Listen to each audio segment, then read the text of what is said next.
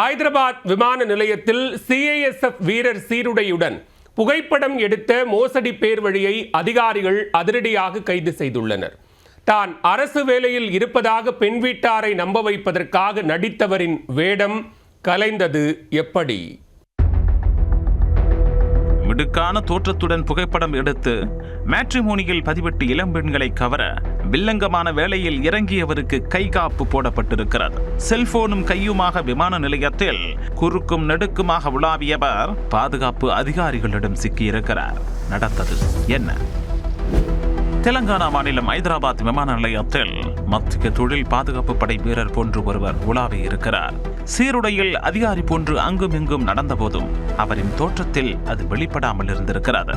அத்துடன் ஜவுளி கடையில் கண்ணாடி முன்பு புது ட்ரெஸ்ஸை போட்டு பார்ப்பது போன்று தன்னைத்தானே ரசித்துக் கொண்டிருந்தார். தொடர்ந்து தன்னையே செல்போனில் மாறி மாறி வீடியோ மற்றும் புகைப்படம் எடுத்து தள்ளியிருக்கிறார். இவருடைய செயல்பாடு பாதுகாப்பு பணியில் ஈடுபட்டிருந்த சக பாதுகாப்பு வீரர்களுக்கு சந்தேகத்தை ஏற்படுத்தி இருக்கிறார். உடனே அவரை சுற்றி வளைத்து, நீங்கள் யார், உங்களது ஐடியை காட்டுங்கள் என கேட்டிருக்கிறார்கள். கிடுக்குப்பிடி விசாரணை கேள்வியால் தன்னுடைய வேஷம் கலைந்து விட்டதாக நினைத்த நபர் பாதுகாப்பு வீரர்களிடம் சரணடைந்திருக்கிறார்.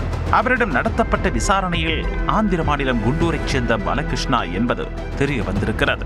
அவருக்கு குடும்பத்தினர் வரன் பார்க்கும் படலத்தில் இறங்கி உள்ளனர். கடைசியாக பார்த்த பெண்ணுக்கு அரசு வேலையில் உள்ள மாப்பிள்ளைத்தான் வேண்டும் என கூறியிருக்கின்றனர். இதற்காக பெண் வீட்டாரை நம்ப வைப்பதற்காக சிஐஎஸ்எஃப் வீரர் என்கிற நாடகத்தை அரங்கேற்ற வில்லங்கமாக யோசித்திருக்கிறார்.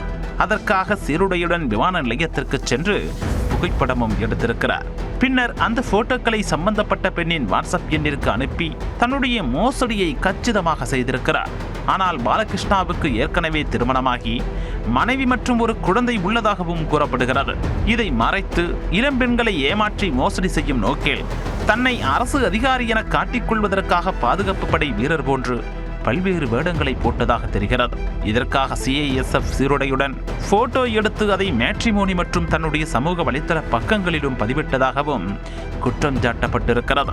இதனால் பாலகிருஷ்ணா இளம்பெண் யாரையும் நம்ப வைத்து மோசடி செய்திருக்கிறாரா என்கிற கோணத்தில் போலீசார் விசாரணையை விரிவுபடுத்தி இருக்கின்றனர். அரசு வேலையில் இருப்பதாக பெண் வீட்டாரை நம்ப வைப்பதற்காக சிஐஎஸ்எஃப் வீரர் சீருடையுடன் புகைப்படம் எடுத்த மோசடி பேர்வழியை பாதுகாப்பு அதிகாரிகள் கைது செய்த சம்பவம் ஐதராபாத் விமான நிலையத்தில் பரபரப்பை ஏற்படுத்தி இருக்கிறது.